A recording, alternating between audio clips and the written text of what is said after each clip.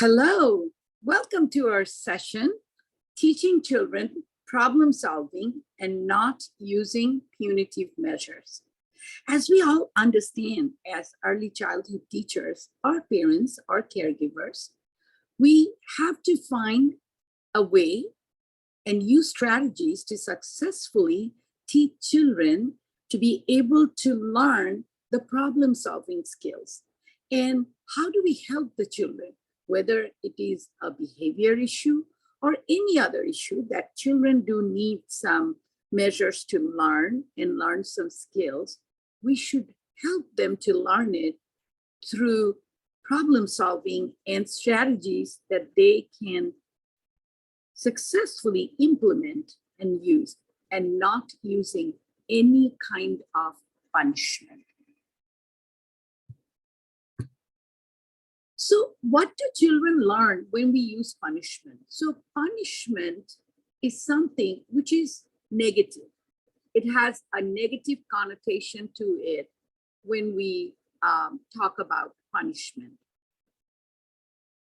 And punishment, as research says, it always tends to give rise to fears. People tend to have fear when they have that they are subjected to some sort of punishment. And what it also does, it has a very, very detrimental or negative effect on the brain. And when what it does, it kind of shuts down human beings' ability to learn and ability for any kind of logical thinking or learning. It does not happen. And what are some of the emotions that we feel when punishment is being implemented or hard at? So what happens is human being tends to have, or children as well, tend to give rise to have anger. They're extremely angry and raging when there is punishment given to them. They are utterly frustrated. There is a lot of dissatisfaction and frustration building up inside them. Also, one of the effects of punishment is defiance. The child may not be saying anything or maybe expressing in a negative way, but all the child is doing is being very, very, very defiant, that I don't care what you say or what you do to me. That is the sense called defiance. And the child feels that the adult, the parent or the teacher or the caregiver is not really understanding or listening to me. I am not being understood, and I'm being misunderstood rather. I may not have meant what they are saying or seeing I am doing. Also, it tends children to start lying. They start to lie to cover their backs. And children are very, very scared. So all the words that we have learned or discussed briefly here, anger, frustration, defiance, being misunderstood, lying, or being scared, all these are negative attributes that do not help the children at any cost. Punishment never teaches children what to do. When we punish a child, we are not really helping the child to make a better choice next time. We are only kind of shutting him up, making him feel bad, and lowering his self-esteem, and it is not at all helpful for the children. So what are some of the first steps or some of the things, some positive things that we can think about when we are dealing with children and providing them the guidance. So one of the things that we can do is the understanding. Where is this behavior coming from? What did the when the child did something or said something or acted out something, let me put myself in his or her shoe and try to see why is the child doing it that way. And the next thing that we need to consider very carefully is empathy, which means what? Putting myself in someone else's shoe to realize why the person is acting in a certain manner. In this case, why the children is behaving in a certain way.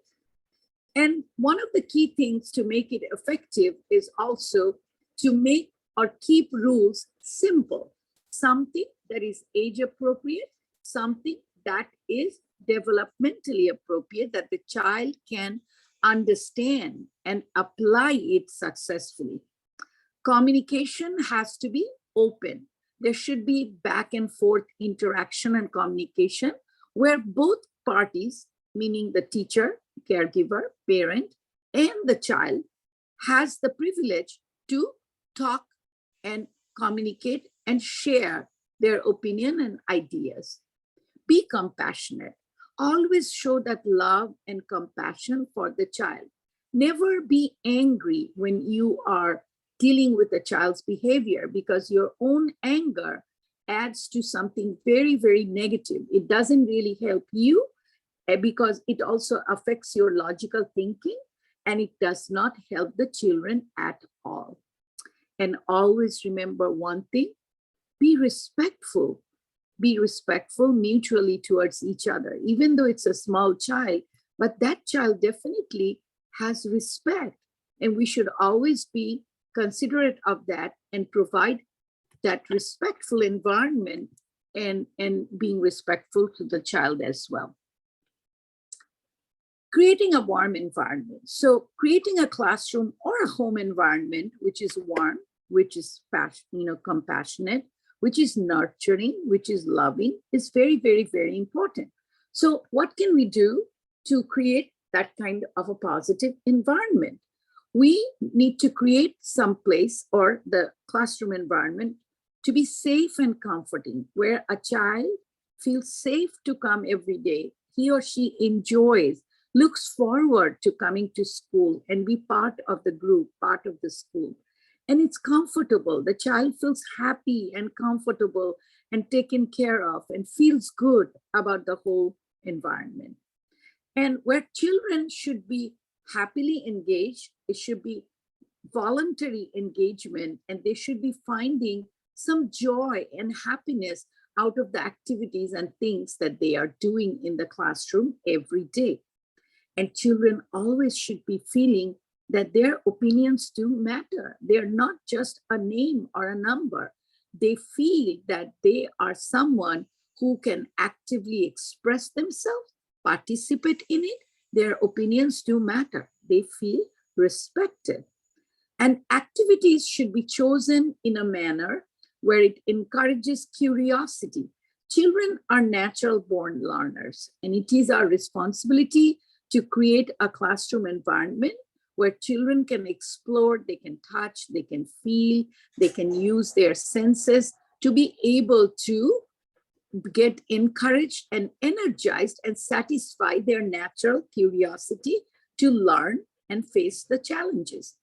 And children are able to participate without any fear or without any kind of being scared and express themselves freely. They can say and express and feel comfortable in approaching you as a teacher or an adult and express or share their viewpoints with you.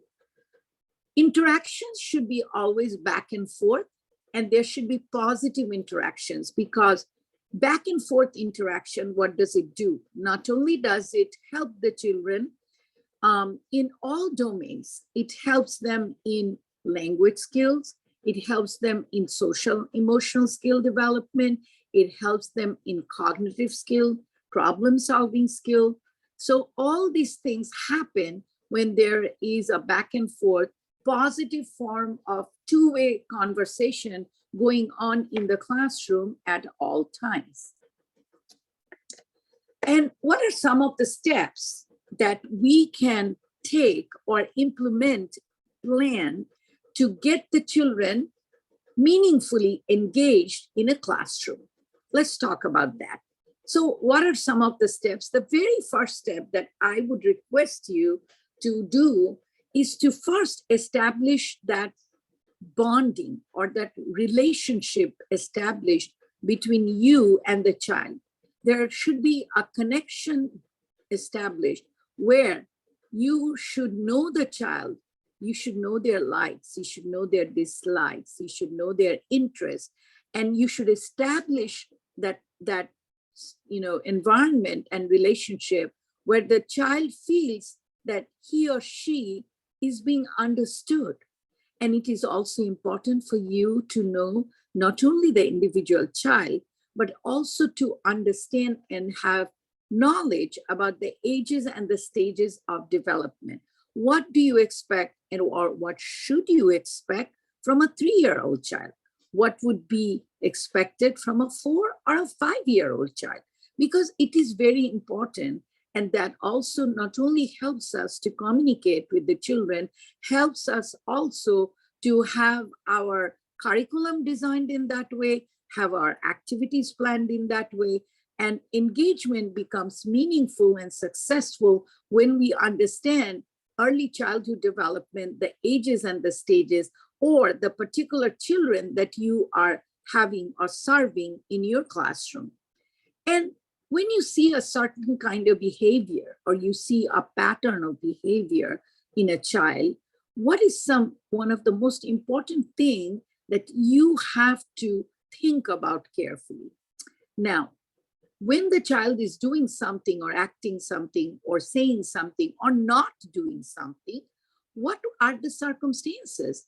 What did happen right before that? What is happening during that time? Or what usually happens after that? That is very, very important for you to identify first. It could be something very simple that could be triggering off that kind of a behavior, and the child may be repeating it. Sometimes it's physical. The child may not have had a good night's sleep, so the child is very, very tired. The child may be hungry.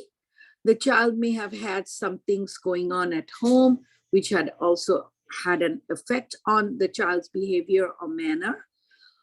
Reach out to the parents. If you see a pattern of behavior is getting repeated, being consistent, and usually this child does not behave in that way, then you should reach out to the parents and find out if there is something particular happening at home which is prompting the child to behave in this manner.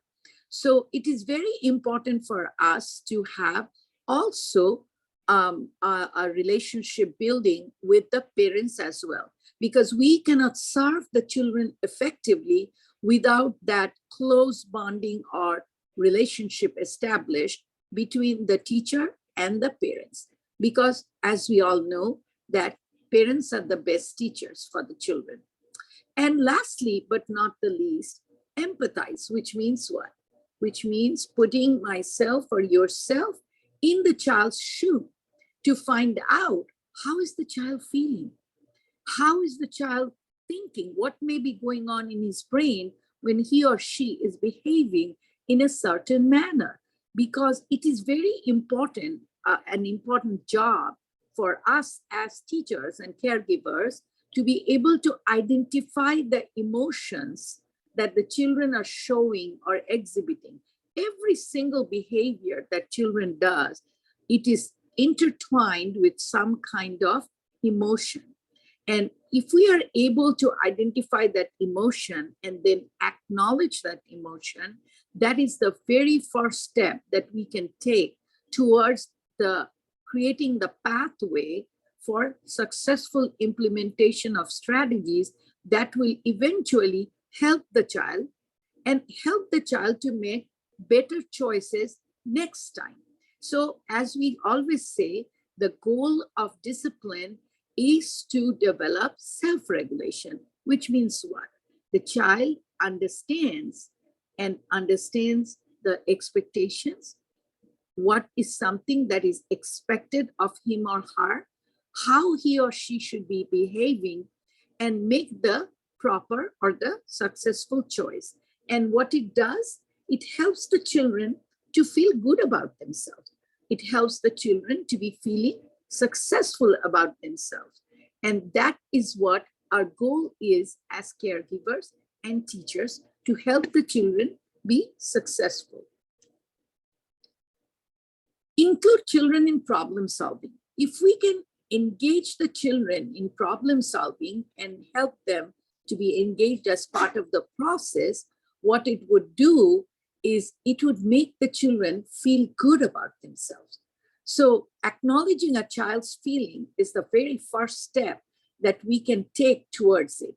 Because when we say, for example, a child is very, very upset and mad and acting out.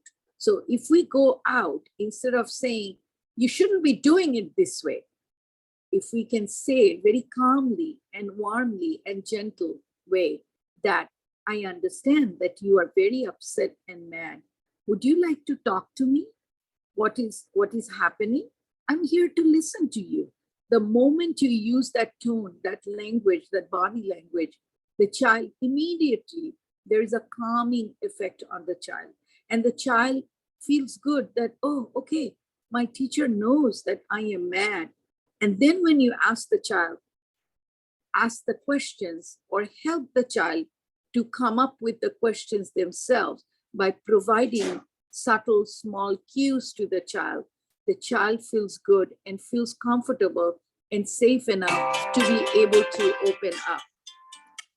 So helping them to ask questions is very, very, very important. Respect the child's perspective. When the child feels comfortable in expressing themselves and voicing their opinion, and you acknowledge it, what it does to the child that, oh, my teacher is listening to me and my opinion does matter. And having that said and being a good listener, being a patient listener actually helps the child in the long run.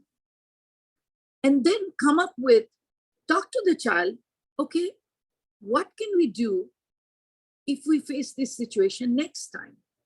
Ask the child questions, provide some cues or some words to facilitate the child to be able to come up with a solution. And then you provide also some solution and choices. What it does when it happens in a manner where the child feels important, the child feels good, it actually helps to provide and improve the confidence in the child. The child has, good self-esteem.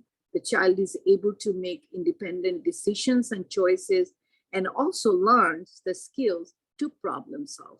And mutually, you can talk and discuss and come up with a solution. And what it also does is it increases the accountability in children as well. The children feel next time when it happens, the children will be responsible and they would gladly and willingly take that responsibility and fulfill that expectation. And children should be actively participating in the process.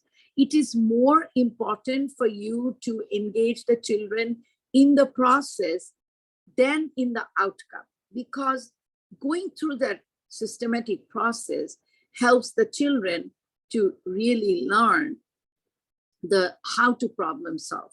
What are the steps that we need to take? As we know, with the NEA 2020, which is our new education policy in India, we have a great stress being placed on early childhood development.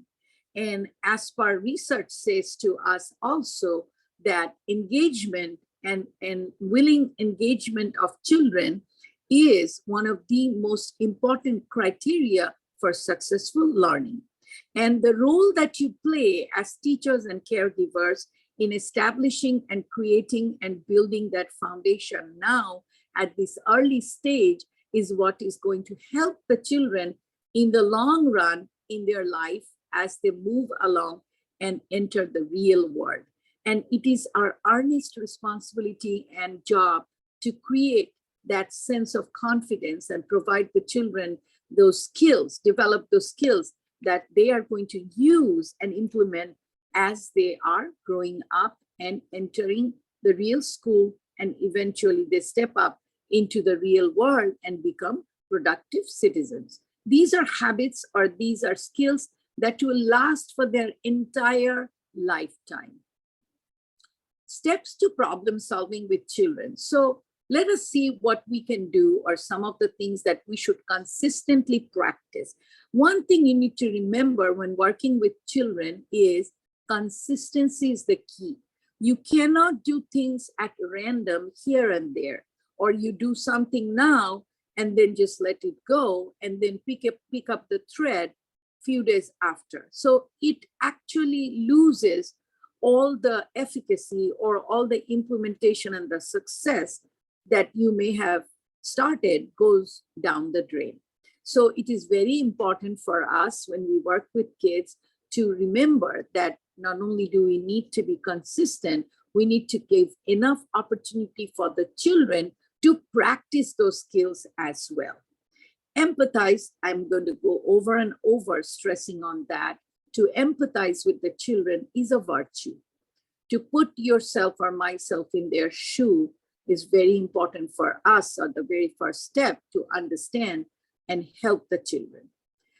Share the power and do not get into a power struggle. It is a very, very powerful statement, because sometimes if we are not prepared and we don't have the tips and strategies planned and organized within ourselves, what we tend to do as adults, and sometimes not even understanding, we get into a power struggle. We put stress on the child, making or giving the message that you have to do it because I said so. Honestly speaking, it does not work.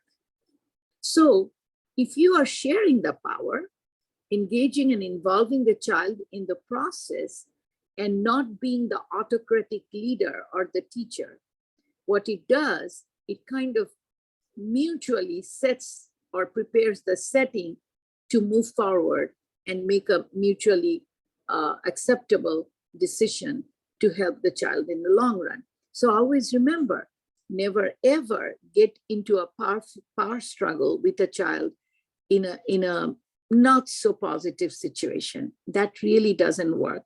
And kids sometimes get very physical as well, like hitting, kicking, and yelling, shouting. And that really escalates the situation. So share the power, not the power struggle. State clearly and clarify the issue. Children, as I always say, are like soaking sponges. How we present it, how clearly do we talk to them, and at their level, of course, at their developmental and age-appropriate level, actually helps them to understand it at their age and developmental level. And state it very clearly and ask questions to make sure that they understand it, or invite the child to ask questions as well. And then, as we always say at the end of a meeting, let us summarize. Let us see, what did we learn? Would you be able to tell me what you would be doing? And that would give you also an understanding if the child did get the message across. And asking questions or letting the child to ask questions is also a very important step that we have to practice at with all children every single day. Seek the child's input. Provide opportunities for the child to express himself or herself freely and offer some opinion, because you will be amazed. And I'm sure when you work with children every day, children come up with some amazing, unique, wonderful solutions that we have as adults may not even thought about it. I mean, they surprise you every single day. You learn so much in the journey of teaching them something. They teach us a lot as well. as young kids. Mutually agree upon a solution that is age appropriate and developmentally appropriate. These are very important two words that you have to always remember and keep in mind when working with children, because when children are part of the process, they take the ownership and they take more interest and they are engaged in a more meaningful way in all aspects. And that applies to any form of behavior issues or any form of actions. And always remember another thing and keep it in mind, that always be fair. You should be honest, truthful, and be fair so that each child is being treated fairly. Nobody feels to be or feels to be discriminated, that, oh, my teacher loves him or her more than she does me, or something that child feels, I'm not being treated. The teacher did not hear me. I was trying, I didn't mean to do or what she's saying. I really did not mean to say this or do this. So being fair is also a very important aspect. And if we look at it and question ourselves or question yourself, what is the purpose of discipline? Why do we discipline children? So the most important thing that comes to our mind, or should come to our mind, is that it is not, our goal is not to punish. There should not be any kind of punitive measure involved where a child feels lonely, a child feels sad, a child feels being disrespected, and it causes hurt and causes some long-term harm on the child's self-esteem as an individual. So the purpose of discipline should always be to teach something to the child, to make every situation into a teachable moment. Let's see, what can we teach to this particular child and provide him the skill and the knowledge and the development of these skills to make an informed or best decision next time when a child faces it. And empower the child to make good choices. See, empowerment is a very powerful word. Empowerment means you are mutually sharing a ground where both parties are getting equal opportunities and they feel they are connected to be able to participate and contribute equally. So empowering the children to provide their inputs, provide their opinions is a very, very important thing that helps them to make the right choices. Also, I would highly recommend you to provide some simple responsibilities to the children as well, because if we don't provide responsibilities and help the children to do it successfully, how do we know that the children have learned that skill? How do we understand the child may be able to apply that knowledge successfully next time when he or she faces a situation? And always important, not only to appreciate and acknowledge, but also to offer specific praise. Why am I saying you are doing a good job? For what reason? There has to be a specific reason for offering that praise. Every single person in this world loves praising. If someone, we as an adult, someone comes in and gives a hug or gives a pat or gives a simple smile and says, I'm so proud of you. How does that make you feel? Absolutely. It makes us feel good. It makes us feel motivated. It makes us feel engaged, energized, and we tend to do better, and we tend to do and prove ourselves better. That is true for all human nature.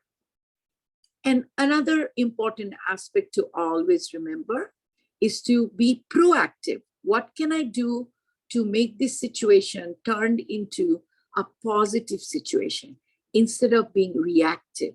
And what are some of the reactions that we normally tend to exhibit or present? Is getting angry. Whenever we get angry, our normal thinking and making choice that whole aspect is getting affected in a negative way. And it tends us to behave in a certain manner, which is not positive at all. So reaction in certain situation or in all situations is a natural instinct in human behavior. We react to fear, we react to sadness, we react to happiness.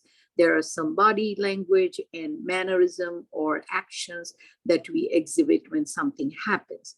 But we as early childhood teachers and caregivers, we need to always remember one thing, that we need to remain calm. We need to use our mind and brain to think in a manner where we do not add something more negative to the situation. So we do not react in a certain manner that kind of escalates the situation towards more negativity. So be proactive and take measures that are going to help the child and help it yourself to handle this particular issue and situation. Provide choices. So you can provide 2 choices, not more than that, because children have, it's a little confusion and trouble for them. So provide them 2 choices, whether would you like to do this or would you care to do this? It kind of provides a cue and helps the children in the long run. And also it prepares the children to how to make choices, how to take independent decisions. But at the same time, always remember something, that you have to set the limits. Even though you are giving the children the choice and the privilege, but at the same token, you are holding the rein. You are setting up the environment and the situation in a way where you are setting the rules, but giving choices for the children to provide the inputs as well. So setting limits and providing choices go hand in hand, because if you have an environment where choices are unrestricted and kids think they can get away doing whatever, that is not going to be effective. So structure, organization, limits, these are important part of any classroom management skill. And that is something, and what it takes to do that successfully is practice, planning, organization, and prepare yourself ahead of time. Because just thinking and doing something at the spur of the moment, the effect may not be as productive versus if you have planned it, organized it, implemented it, and make it happen in the classroom. Alternatives to punishment. What are some of the things that we can talk about and think about to use in our classrooms instead of being punitive? Because honestly speaking, I think, at least I can talk about myself, that I come from a generation, even though I was not raised in a family like that, but at that point, I think the norm or the standard was, because we have to listen to our parents, to all the elders, whatever they say, we had no right to question. And questioning doesn't mean you have to be disrespectful or derogatory. Questions can be asked, and that is the skill we need to teach our children, that instead of being defiant, we can teach them the skills how to ask questions and so that they can learn from it. And what are some of the detrimental or negative effects of punishment or punitive measures? And how does it affect the children immediately or in the long run? So the first reaction that may happen, and you may be seeing it outwardly expressed, is anger. And the anger happens to sometimes, even in kids, become uncontrolled. And if you look at around yourself, the people that you deal with socially, be it in your family or be it in your professional life or be it in your social settings, you definitely know 1 or 2 people who have problem of self-control, who do not have learn, they do not have the skills to understand and express or have control over their anger. And if we cannot teach them these skills, what it happens as they grow up in the long run, it doesn't really help them. It actually causes more harm to the individual over the period of time. And also, over the period of time, the long run effect of punishment is that it kind of creates low self-esteem. Children tend to have very low self-esteem in them, and they tend to think in their mind, I am no good. I cannot do anything productive. And this is something I think is most damaging.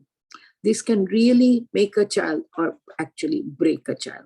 And I strongly believe in this motto that as teachers, we can truly make a child or we can break a child.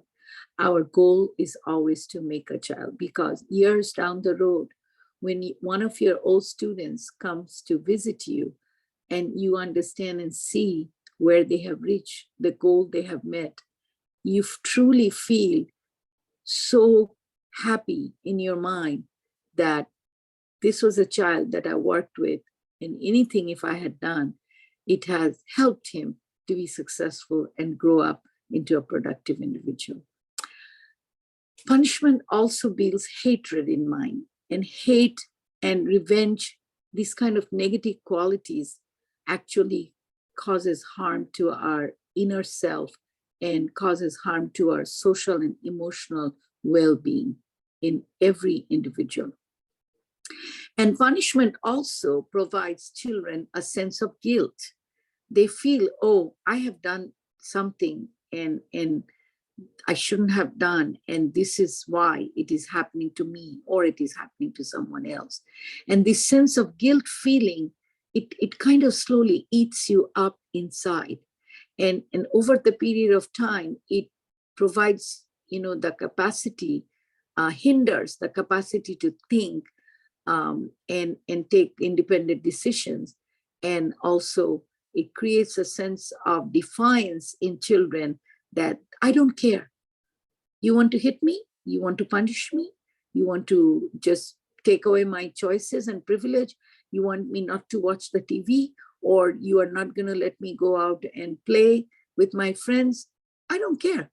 After a while, you're going to see nothing really matters to the child.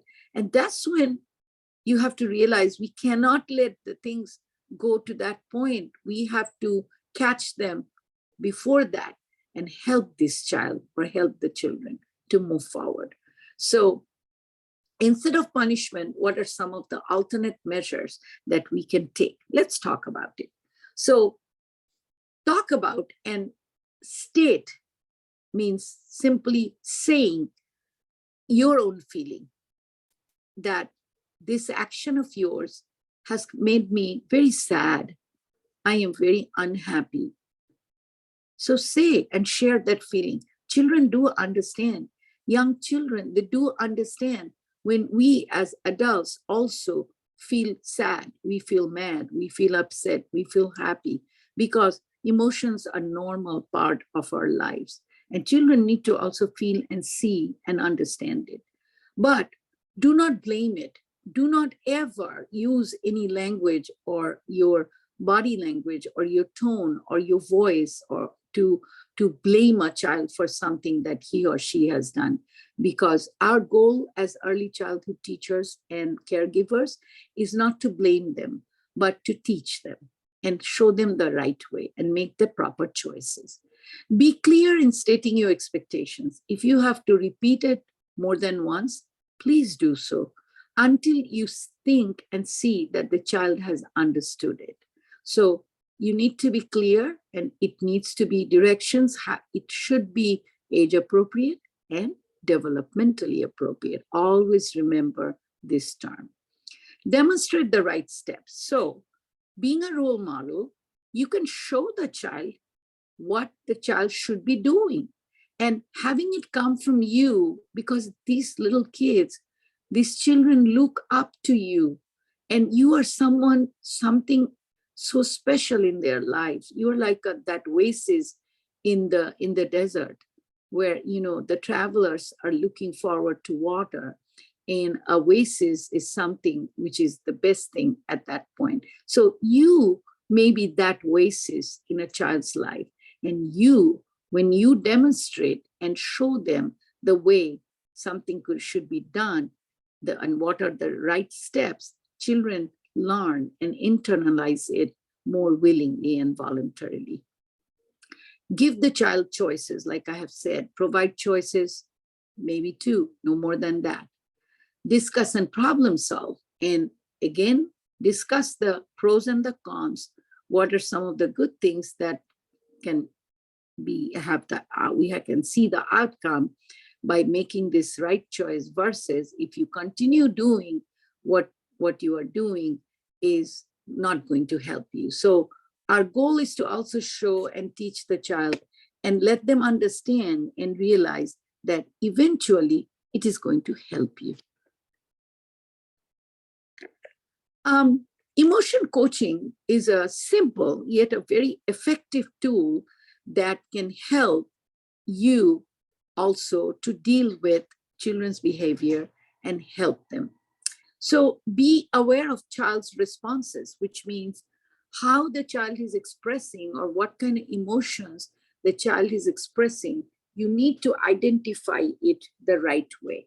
It will help you to do it, because that's going to help you to plan your next step.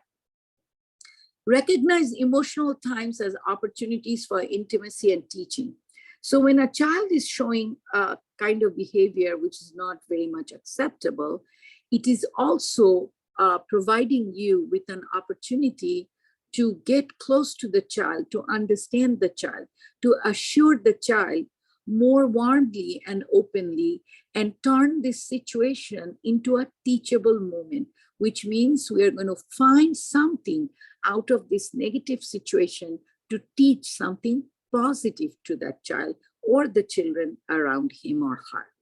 Listen empathetically and validate child's feeling. Over and over, I always stress this, that lend a patient ear, listen, be a good listener, listen to the child, be empathetic, try to understand where the behavior is coming from, and also validate the feeling. That means acknowledging whatever feeling or emotion the child is going through.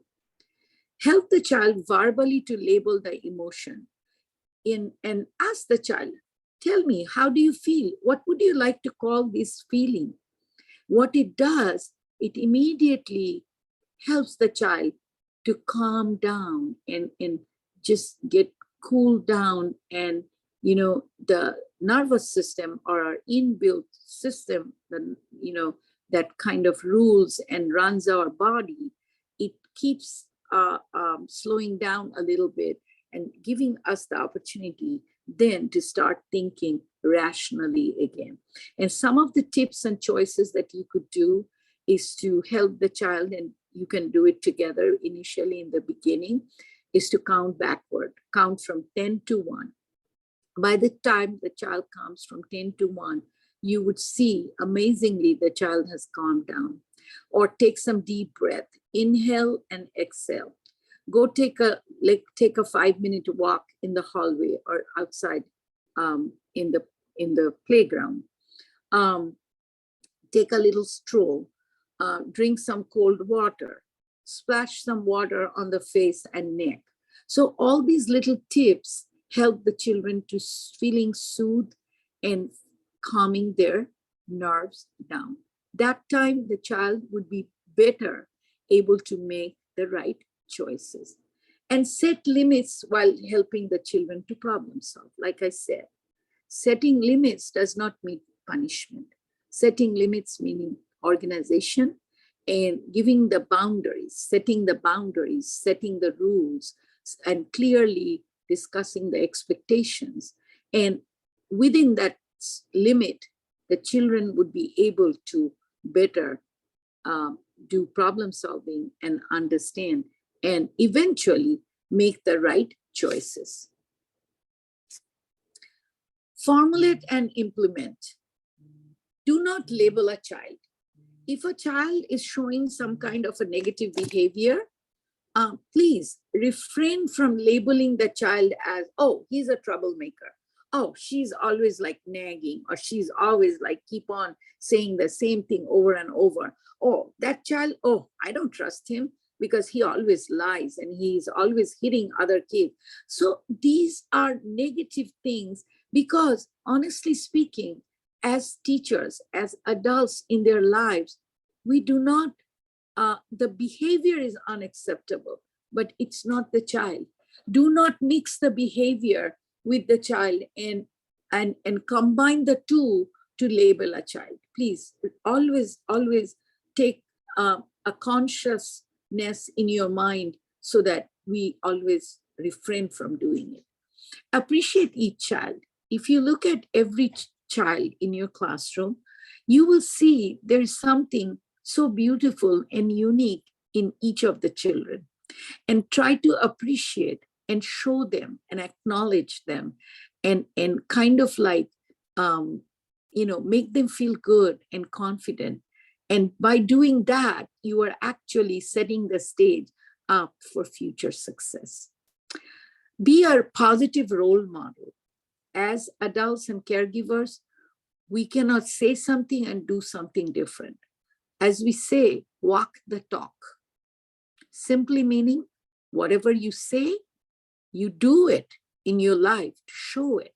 Be that role model where the children can look up to you and they understand and see what you are doing.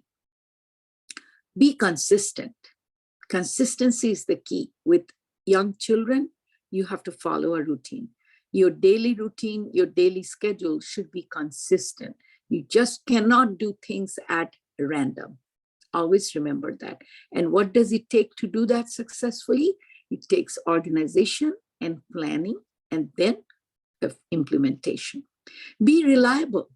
Be someone responsible where children can rely on you and trust you that my teacher is there for me.